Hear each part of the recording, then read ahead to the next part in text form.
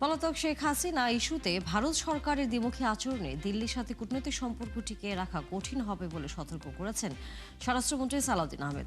তিনি বলেন, ভারত একদিকে হাসিনা কার্ড খেলবে, অন্যদিকে বাংলাদেশ বন্ধু থাকতে চাইবে, তা হতে পারে না। সকালে ঢাকা বিশ্ববিদ্যালয়ের সিনেট ভবনে এক আলোচনা সভায় তিনি এসব কথা বলেন। দর্শক, বিষয়টি নিয়ে আলোচনা করবার জন্য আমাদের সাথে যুক্ত আছেন অতিথি হিসেবে সাবেক রাষ্ট্রদূত মাহবুব হাসান সালেহ এবং ভূ রাজনৈতিক এবং নিরাপত্তা বিশ্লেষক কর্নেল অবসরপ্রাপ্ত মোহাম্মদ জুগলুল হাসান। আপনাদের দুজনকে স্বাগত জানাই এবং ধন্যবাদ আমাদেরকে সময় দিয়েছেন। প্রথমে যদি আসি সাবেক রাষ্ট্রদূত মাহবুব হাসান সালেহ আপনার কাছে, সেটি হচ্ছে ভারতের যে দ্বিমুখী আচরণ, সেটি আপনি প্রথমত কিভাবে বিশ্লেষণ করবেন হাসিনা ইস্যুতে?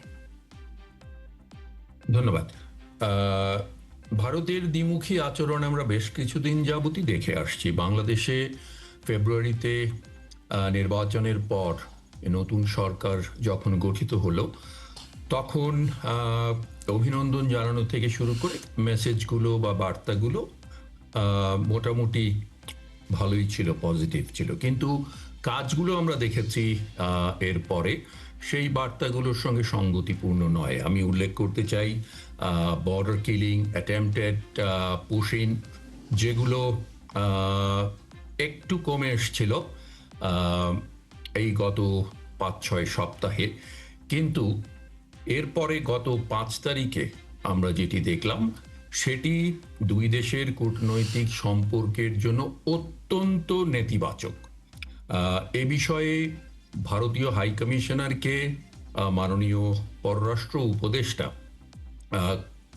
৫ তারিখের কয়েকদিন আগেই পরিষ্কারভাবে বলেছিলেন যে এই ধরনের কোনো ঘটনা যেন না ঘটে। যদি সেটি ঘটে তাহলে সেটি দুই দেশের দ্বিপাক্ষিক সম্পর্কের জন্য অত্যন্ত ক্ষতিকর হবে। তো আমরা যেটি ধারাবাহিকভাবে দেখতে পাচ্ছি, এবং এটি সর্বশেষ উদাহরণ হচ্ছে দণ্ডপ্রাপ্ত শেখ হাসিনাকে ভার্চুয়াল প্রেস কনফারেন্সে দিল্লিতে কথা বলার সুযোগ করে দেয়া। এই ধারাবাহিকতা আসলে বজায় রেখেছে ভারত। কথা বলছে একরকম আর কাজ করছে আরেক রকম। তো এই যে দ্বিচারিতা বা দ্বিমুখী যে আচরণ, এইভাবে দ্বিপাক্ষিক সম্পর্ককে এগিয়ে নেওয়া তো সম্ভবপর নয়। সম্পর্কটিকে ফাংশনালি নর্মাল লেভেলে আনাটা হচ্ছে এখন প্রথম চ্যালেঞ্জ। এই প্রেক্ষিতে আমি আরও যেটি বলতে চাই সেটি হলো যে আপনি যদি বাংলাদেশ সরকারের বক্তব্যগুলো বিশ্লেষণ করেন নতুন সরকার গঠিত হওয়ার পরে, বাংলাদেশের পক্ষ থেকে, সরকারের পক্ষ থেকে কোনো ধরনের উস্কানিমূলক বার্তা বা কথা বা বক্তব্য বা কাজ করা হয়নি যেটি দুই দেশের সম্পর্কে নেতিবাচক প্রভাব ফেলতে পারে। কিন্তু ভারত ক্রমাগত এই কাজটি করে যাচ্ছে। এতে দুই দেশের সম্পর্কে যে উষ্ণতা থাকা প্রয়োজন বা যেদিকে ধাবিত হওয়া প্রয়োজন, আমরা আশা করেছিলাম নির্বাচনের পরে ভারত বারবার বলছিল যে নির্বাচিত সরকারের সঙ্গে তারা এনগেজ করবে। তো এনগেজমেন্টের দৃষ্টান্ত যদি এইগুলো হয়, তাহলে কিন্তু একই সাথে নিশ্চয়ই আপনার মনে আছে যে এরপর রণধীর জয়সওয়াল কিন্তু আবার বলেছেন যে শেখ হাসিনার এই বক্তব্যের সাথে ভারতের সরকারের কোনো সম্পর্ক নেই। এ ধরনের একটি বক্তব্য তিনি দিয়েছেন তখন প্রেস কনফারেন্সে। আমিও সেটা দেখেছি। ভারতের সরকারের এই বক্তব্যের সাথে সম্পর্ক নেই সেটি এক জিনিস, আর বক্তব্যটি প্রদান করার জন্য যেই সুযোগ শেখ হাসিনাকে দেয়া হয়েছে সেটি সম্পূর্ণ ভিন্ন একটি জিনিস। আমাদের বক্তব্য ছিল খুব পরিষ্কার, বাংলাদেশ সরকারের খুব উচ্চ পর্যায় থেকে। সাধারণত অ্যাম্বাসেডর বা হাই কমিশনারদের সঙ্গে গুরুত্বপূর্ণ বা সংবেদনশীল বিষয়ে পররাষ্ট্র সচিব কথা বলে থাকেন। এই ক্ষেত্রে আমরা দেখেছি মাননীয় পররাষ্ট্র উপদেষ্টা, প্রধানমন্ত্রীর মাননীয় পররাষ্ট্র উপদেষ্টা সেই মেসেজটি কনভে করেছিলেন ভারতীয় হাই কমিশনারের কাছে। তো এই গুরুত্বটি ভারতের অনুধাবন করা উচিত ছিল যে এই সুযোগটি দেয়া শেখ হাসিনাকে কোনোভাবেই বাংলাদেশের কাছে গ্রহণযোগ্য হবে না এবং সেটি দুই দেশের সম্পর্কে নেতিবাচক প্রভাব ফেলবেই। সুতরাং তার বক্তব্যের সঙ্গে ভারত সরকার একমত নয়, সেটি আমরা শুনলাম এমি কিন্তু এর কাজটা আসলে External অনেকটা Affairs-এর। বাংলাদেশ বিরোধী আচরণের মতোই হচ্ছে। অবশ্যই বাংলাদেশের সরকার বিরোধী, জি, বাংলাদেশের জনগণের বিরোধী, এবং জি। এটি ঘটিয়েছে 5ই অগস্ট, যেটি বাংলাদেশের জন্য একটি ঐতিহাসিক দিন, যেদিন এবং জুলাই এটি তো বিপ্লবের পূর্ব ঘোষিত। আমরা তো আসলে দ্বিতীয় দেখেছি যে বার্ষিকী আমরা অনেক পালন কয়েকদিন করছিলাম। থেকেই আসলে এটা বলা হচ্ছিল এই ধরনের একটা ঘটনা ঘটতে যাবে। তাহলে কেন আসলে ভারত সরকার সেটা তো চাইলেই এই জায়গাটাতে হচ্ছে একটা অবস্থান নিতে অবশ্যই পারত। ভারত সরকার চাইলে এটি বন্ধ করতে জি। পারত। আপনি চাইলে আমি একটি উদাহরণ দিতে পারবো, যদি সময় আমরা সেই উদাহরণটা পারমিট শুনবো, করে। তবে আমাদের আরেকজন অতিথি আছে, তার কাছে একটু যেতেই চাই। জুগলাল হাসান, স্বাভাবিকভাবে নিশ্চয়ই আপনি দেখেছেন যে এই সামাজিক যোগাযোগ মাধ্যমে ফ্যাসিস্ট সরকারের নেতাকর্মীদের পাশাপাশি যখন প্রধান এ ধরনের বক্তব্য দেন বা বলেন যে আমি আর কিছুদিনের মধ্যেই দেশে আসছি, এরকম এরকম নানা রকম কথা, এই বিষয়টাকে ঘিরে বেশ কিছু জায়গায় বিশৃঙ্খল একটি অবস্থা তৈরি হয়েছে। আমরা দেখেছি তাদের নেতাকর্মীদের এক ধরনের মিছিল বলেন, সামাজিক যোগাযোগ মাধ্যমে এক ধরনের ঔদ্ধত্যপূর্ণ বক্তব্য আমরা দেখেছি। এবং গত সপ্তাহে নিশ্চয়ই আপনার মনে আছে যে আমরা বেশ কিছু বোমা সাদৃশ্য জিনিস মেট্রো রেলের নিচে আমরা পেয়েছি, এরকম ঘটনাও কিন্তু ঘটেছে। অর্থাৎ নিরাপত্তার বিষয়টি এরই মধ্যে আলোচনায় বারবারই আসছে।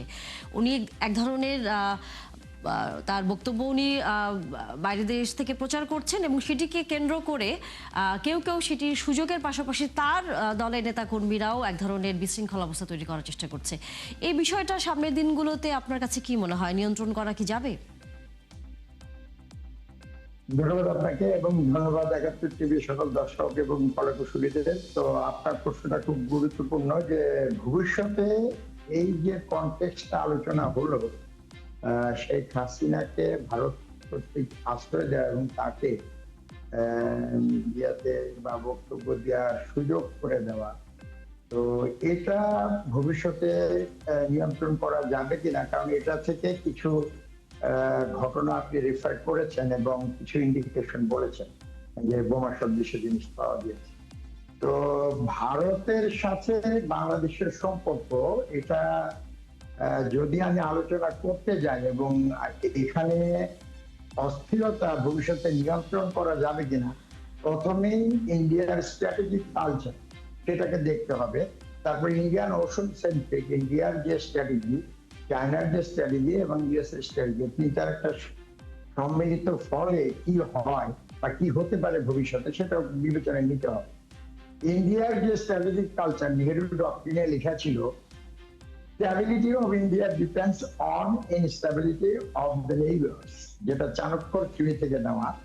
তো এটা আগে ছিল, পরে নরসিংহ রাওয়ের সময় তারা সরে আসতে চেয়েছে, but culture is more powerful than the rules norms, সবকিছু তো এটা সময় লাগে। তারা সেই নর্মস থেকে এখনো বের হয়ে আসতে পারেনি। আর যেটা বললাম যে ইন্ডিয়ান ওশন সেন্ট্রিক পাওয়ার স্ট্রাগল যদি বলেন, সেখানে চায়নার স্ট্র্যাটেজি হচ্ছে ইন্ডিয়াকে সে স্ট্র্যাটেজিক্যালি এনসার্কেল করতে চায়, আর ইন্ডিয়া চাই হচ্ছে তার স্ট্র্যাটেজি হচ্ছে Indian ocean should be really Indian, মানে এটা তার ব্যাকওয়ার্ড হওয়া উচিত। আর ইউএস এর তো ওভারঅল স্ট্র্যাটেজি এখানে আছে। তো এখন ইন্ডিয়া কিন্তু কখনোই বাংলাদেশকে জিও স্ট্র্যাটেজিক্যালি, বাংলাদেশ কিন্তু চায়নার একটা স্ট্র্যাটেজিক এনসার্কেলমেন্ট পয়েন্ট, ইউএস এর মালাক্কা স্টেটে এই বেল্ট কন্ট্রোল করার জন্য এই বাংলাদেশ এবং এই মায়ানমার এই বেল্টটা তার কাছে খুবই ইম্পর্টেন্ট, এবং ইন্ডিয়ার কাছেও ইন্ডিয়ান ওশন পাওয়ার ডমিনেশন করার জন্য ইম্পর্টেন্ট। তো তার জন্য বাংলাদেশে তার একটা অবস্থান বা বাংলাদেশে তার একটা ডমিনেশন সে রাখতে চাইবে তার ইন্ডিয়ান ওশন সেন্ট্রিক স্ট্র্যাটেজির জন্য, এবং এটার জন্য আওয়ামী লীগ ছিল হচ্ছে তার দোষক এবং তাকে সহায়তা করে, বা শেখ হাসিনা আমরা যদি ইন্ডিভিজুয়ালি বলি। এখন শেখ হাসিনাকে তারা আশ্রয় দিয়েছে, শুধু শেখ হাসিনা কিন্তু নয়, তার সাথে সামরিক অফিসার আছে এবং যারা ফ্যাসিস্টের সভাপতি ছিল তাদের সবাইকে দিয়েছে। এখন এটার জন্য যেহেতু ইন্ডিয়াও এখানে একটা ডমিনেশন তার পূর্ব অবস্থায় ফিরে যেতে যাবে, আওয়ামী লীগও চাইবে, হয়তো পারবে না, সেটা পরের ব্যাপার, এবং তারা চেষ্টা তো করবে একটা গন্ডগোল করার জন্য। এবং তাদের রেফারেন্স যদি 71 হয়, তাহলে কিন্তু অলরেডি তাদের একটা এক্সাক্ট গভর্নমেন্ট ফর্ম হয়ে আছে এবং ভেতরে তাদের চেলা চামুন্ডা যাই বলেন তারা আছে ফ্যাসিস্টের সহযোগীরা। এটা কিন্তু খুব হালকাভাবে নিলে হবে না। তারা কিন্তু এদের মাধ্যমে গন্ডগোল করার চেষ্টা করবে। তো এই বোমা সদৃশ যে বিষয়গুলো পাওয়া গিয়েছে বা ইভেন্টগুলো বা বিভিন্ন অস্থিরতা, কারণ ইন্ডিয়ার ওখান থেকে যখন শেখ হাসিনা একটা বক্তব্য দিবে, তখন তার নেতা কর্মীরা কিন্তু একটু এটাকে নিয়ে এক্সপ্লয়েট করার চেষ্টা করবে এবং সেখান থেকে কিন্তু একটা রেজিস্ট্যান্স হবে এবং অস্থিরতা হবে। কারণ এই আন্দোলনটা কিন্তু 24-এর গণ অভ্যুত্থান, ছাত্ররা যতই বলুক এটা ওই 36 দিনে হয়েছে, এটার পিছনে কিন্তু পুরো জাতির একটা অবদান আছে। এখানে কিন্তু বাবা মা তার ছেলের জন্য গিয়েছে এবং ইন্ডিয়া তাকেও বুঝতে হবে যে এখানে কিন্তু শুধু আওয়ামী লীগের কাছে আন্দোলন হয়নি, এবং ইন্ডিয়ান যে ডমিনেন্স এখানে ছিল, এই জনগণ কিন্তু রাষ্ট্র সরকার যদিও ইন্ডিয়ার সাথে খুব ভালো সম্পর্কে ছিল, কিন্তু জনগণ কিন্তু এটা পছন্দ করেনি। এবং এই আন্দোলনটা শুধু ফ্যাসিস্ট শেখ হাসিনার বিরুদ্ধে নয়, ইন্ডিয়ান এই ডমিনেন্স এগেইনস্টে বাঙালি জাতির সেন্টিমেন্ট।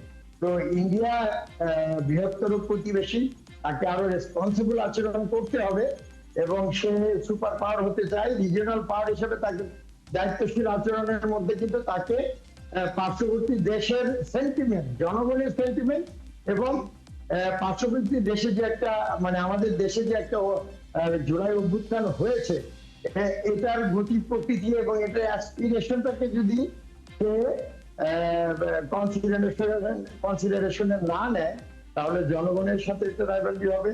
আভ্যন্তরীণ যে আওয়ামী লীগের সাপোর্টার যারা আছে, তারা যদিও আপনি যে বিষয়গুলো সামনে নিয়েছে, সেই বাস্তবতায় আসলে আমাদের নিজেদের কি ধরনের ব্যবস্থাপনাটি থাকা উচিত বলে মনে করেন? একটা তো হয়তো আমরা কূটনৈতিকভাবে চেষ্টা করবই এবং করা হচ্ছেও, কিন্তু আভ্যন্তরীণ যাতে বিশৃঙ্খল অবস্থা তৈরি না হয়, সেই বিষয়টা নিশ্চয়ই একটু গুরুত্ব সহকারে ভাবা উচিত বলেই তো মনে হয়।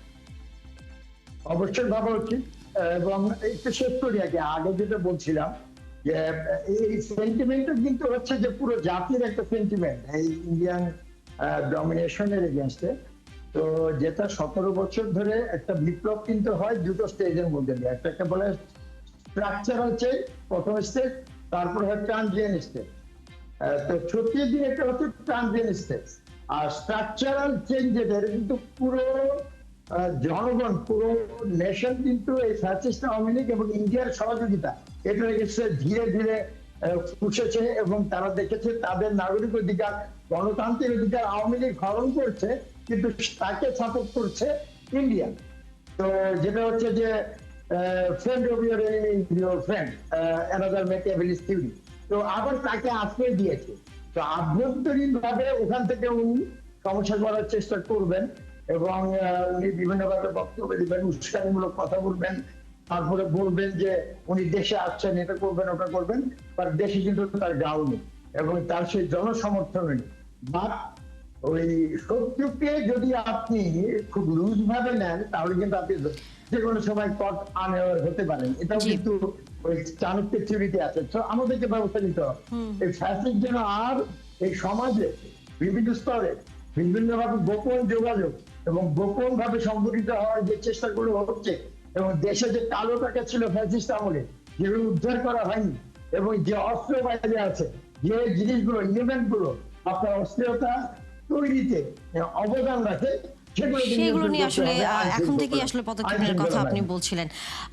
মাহবুব হাসান সালে, আপনার কাছে যদি আসি, সেটা হচ্ছে আপনি নিজেও বলছিলেন যে ভারতের সাথে এখন বাংলাদেশের সম্পর্কটা এতটাই ধীরে ধীরে জটিলতার দিকে চলে যাচ্ছে, সেই বাস্তবতায় থেকে নিশ্চয়ই আপনি খেয়াল করে থাকবেন যে 5 অগস্টে কিন্তু বিমস্টেকে আমন্ত্রণ জানানো হয়েছে বাংলাদেশকে এবং মাননীয় প্রধানমন্ত্রীকে। এই যে তাদের আবার আরেক দিকে আমন্ত্রণ জানানোর যে প্রক্রিয়া, এটি অনেকটা আইওয়াশ কিনা, মানে বোঝানোর চেষ্টা করছে যে না, আমরা তো তাদের সাথে নেই, আমরা আপনাদের সাথে আছি। এটি এত সরলীকরণ করা যাবে না। ব্রিক্স সামিটে বিমস্টেক এবং অন্যান্য যে আঞ্চলিক সংস্থাগুলো আছে, সেই সংস্থাগুলোতে যারা চেয়ার, তারা আমন্ত্রিত হয়েছে। এটি ভারতের পররাষ্ট্র দপ্তরের মুখপাত্র কয়েকদিন আগে বলেছেন। তো যে ধরনের কাজগুলো তারা করছে, তার সঙ্গে এটিকে আসলে মেলানো যাবে না যে প্যারালালি তারা চেষ্টা করছে আবার যে সম্পর্কটি যেন স্বাভাবিক হয়। সম্পর্কটি স্বাভাবিক মানে ফাংশনালি, আমি আবারও বলবো, ফাংশনালি নর্মাল লেভেলে আনাটা হচ্ছে প্রথম কাজ, এবং এটির দায়িত্ব পুরোপুরি ভারতের। যে অবস্থা তারা সৃষ্টি করেছে, আমি আপনাদের অনুষ্ঠানে আগেও বলেছি, the ball is in India's court. আমি আজকেও বলছি, the ball is in India's court. তাদেরকে দায়িত্বশীল আচরণের মাধ্যমে, সুপ্রতিবেশী সুলভ, সৎ প্রতিবেশী সুলভ আচরণের মাধ্যমে প্রমাণ করতে হবে যে তারা বাংলাদেশের সঙ্গে সত্যি বন্ধুত্বপূর্ণ সম্পর্ক চায়। আর যে উদাহরণের কথাটি আমি বলছিলাম, আপনার যদি সময় থাকে আমি বলতে পারি, জি। সে উদাহরণটি ভারত সংক্রান্তই। আমার মেমোরি যদি বিট্রে না করে, 2018 সালে হাউস অফ লর্ডসের একজন প্রসিদ্ধ আইনজীবী এবং সদস্য লর্ড কার্লাইল, তাকে তৎকালীন সময়ে বেগম খালেদা জিয়ার যে লিগ্যাল টিম ছিল, সেই লিগ্যাল টিমে অন্তর্ভুক্ত করা হয়েছিল, ওনাকে এনগেজ করা হয়েছিল। তো তাকে বাংলাদেশে আসার জন্য বাংলাদেশ সরকার ভিসা দেয়নি। তখন তিনি সিদ্ধান্ত নিলেন যে তিনি ভারতে গিয়ে দিল্লিতে একটি প্রেস কনফারেন্স করবেন, এবং খুব সম্ভবত এই একই ভেন্যুতে ফরেন করেসপন্ডেন্টস ক্লাব যেটা দিল্লিতে আছে সেখানে, সেই লর্ড কার্লাইলকে তৎকালীন বাংলাদেশ সরকারের অনুরোধে ভারত সরকার দিল্লি এয়ারপোর্ট থেকে ভারতে ঢুকতে না দিয়ে ফেরত পাঠিয়ে দিয়েছিল ভারতীয় ইমিগ্রেশন, অর্থাৎ ভারতের সরকার। তো ভারতের সরকার চাইলে 5 তারিখের এই যে ভার্চুয়াল প্রেস কনফারেন্সটি করতে দিলেন শেখ হাসিনাকে, সেটি অবশ্যই তারা বন্ধ করতে পারতেন।